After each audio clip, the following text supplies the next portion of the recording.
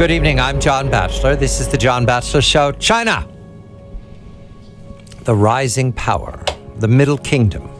China is an aggressor state towards its neighbors, towards the planet.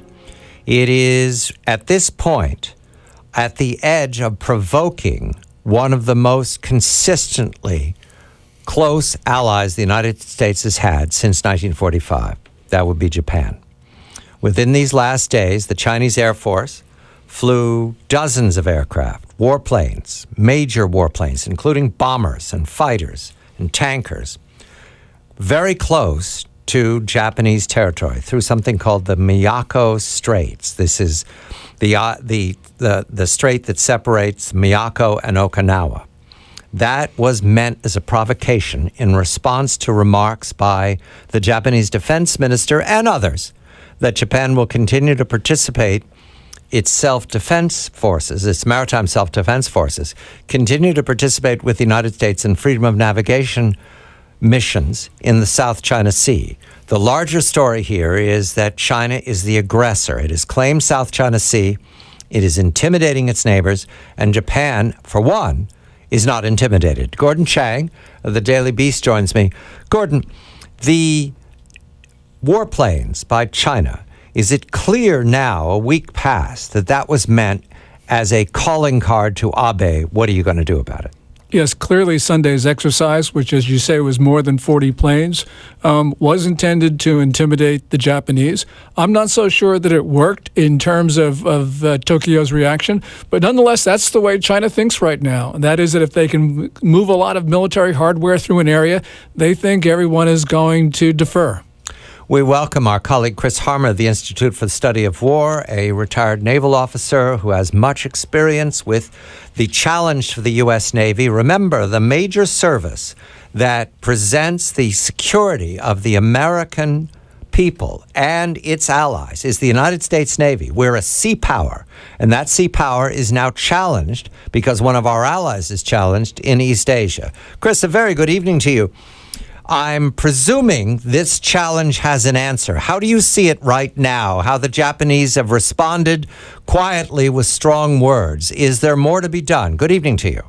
Good evening to you. I want to echo something that Gordon said, which is if the Chinese expected the Japanese to fold here, they miscalculated. One of the big advantages, and I say this with all due consideration, one of the big advantages of running a centralized government structure, such as the case in PRC, it makes long-range strategic planning relatively easier because they can make long-range plans. They don't have to respond to domestic pressure the way a democracy does. One of the downsides of a centralized government planning construct like in the PRC is they are somewhat limited in their ability to understand external influences. I think what's happening inside the PRC is the command structure of the government and the military, they expect that this massive military buildup, this deployable might, will cause those Asian allies of the United States to simply fold. So far, it hasn't happened. So if that's what they were expecting with if that's what they were expecting with Japan, they'll be disappointed. Unfortunately, the reality is, whether or not Japan folds, China has now established localized maritime and air superiority over most of the East China Sea and the South China Sea. The only antidote to that is the United States leading from the front in a coalition of our Asian Pacific Rim allies. Right now, we're simply not doing enough to counteract the demonstrable, deployable might of the Chinese military. Chris, through the Miyako Strait, it separates the island of Okinawa, where 60 to 70% of America's forces in Japan are located, and the island of Miyako, which is a small speck separating the East China Sea from the Western Pacific. The Japanese are actually putting surface-to-air missiles on Miyako, which would make it very costly for the Chinese to try to break out from the East China Sea into the Western Pacific through that particular choke point. It seems to me that the Japanese are doing to the Chinese what the Chinese are doing to us, which is basically to make it extremely costly for them to maneuver in areas where the Japanese control. As a person who knows hardware, who knows strategy, how do you see this? Yeah, that's a great point, which is the Chinese can build an awful lot of military equipment, and it's relatively high-quality military equipment, but it's nowhere near the quality that the United States and Japan bring to the table. In this particular case, one of the things that Japanese military is very adept at using is phased array electronically scanned radars. That's one of the things the surface-to-air missiles that the Japanese self-defense forces are placing on Miyako-jima are phased array radars with active frequency hopping for the surface-to-air missiles associated with it. Now, the United States can defeat those type of surface-to-air missile systems. I don't think the Chinese can. I don't think they have the hardware for it. I don't think they've got the training for it. I don't think they've got the munitions for it. So I think what the Japanese are doing is the right move, saying, okay, you want to fly en masse, you want to fly an alpha strike through the Miyako Strait, we're going to militarize Miyako-jima. It's not that big of an island. I've been there, or at least I've flown right past it. But it's certainly big enough to house all of the Japanese self-defense forces necessary to safeguard that, and more importantly, to send a message back to the Chinese military that we're not just going to roll over and play dead when you guys do this stuff. Unfortunately, the reality is the United States Navy just doesn't have the throw weight that we used to. We're down to somewhere around 285 commissioned warships. We've got worldwide responsibilities. We've got a lot of claims on us in the Eastern Mediterranean, in the Persian Gulf. We need more ships, and we need more time in the Western Pacific to deter this type of aggressive behavior by the People's Republic of China.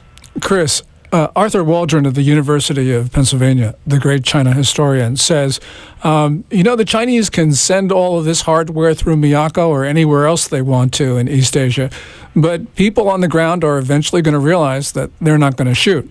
And once they do that, then China's sort of at a point where it can't really do anything unless it wants to start killing people. Once it starts killing people, then it faces a whole sorts of questions which it hasn't in the past, which is basically they're going to see countries start to defend each other, form coalitions, and then China will be outmatched. What are your comments on Arthur's positions? Yeah, I mean, Dr. Waldron, obviously, he understands the history of China, the history of Chinese military much better than I do. My concern is that he's looking at this from a perspective that is rational and logical and reasonable to him and perhaps to us, but doesn't take into account the growing militarization of Chinese foreign policy. 10 years ago, Chinese foreign policy was the envy of the Western world. I mean, they used their soft power very effectively to gain direct access to natural resources throughout sub-Saharan Africa. They used soft diplomacy. They used economic diplomacy. They were very understated in terms of their military might. They've generated enough goodwill around the world, I think, that they are now taking a calculated gamble that they can militarize their foreign policy in there, near, abroad. And so my dispute with Professor Waldron would be, yes, nobody thinks the Chinese are going to start shooting until they start shooting. And if they have been successful in fracturing the American-led Pacific Rim Alliance, they won't need to fight everybody at once. They can pick these different countries off one by one. And it's not as if we don't have a significant history of military action by China and Japan and Korea and Vietnam and the United States in the area. I mean, the last, since World War II, or I'm sorry, since the end of the Vietnam War, that's been a relatively anomalous historical period of no military action or relatively limited military action. I'm not banking on the idea that that's going to continue. I'd rather deter and prevent armed conflict than simply assume that the Chinese military is going to act in a manner that we think is rational and reasonable. We've got a minute, Chris. The live fire exercises by the combined Chinese and Russian fleet in the South China Sea, followed by the provocation of the 40 or more warplanes through the Miyako Strait. This looks like an escalation game. There is a logic to escalation, Chris, and it comes to shooting, correct? That's what history teaches us. Yeah, it is an escalation game. It's a message to the United States that our reign of the undisputed worldwide deployable blue water Navy is at an end. The Chinese Navy is built, or was built in the past, or we thought of in the past as just being a near-abroad Navy.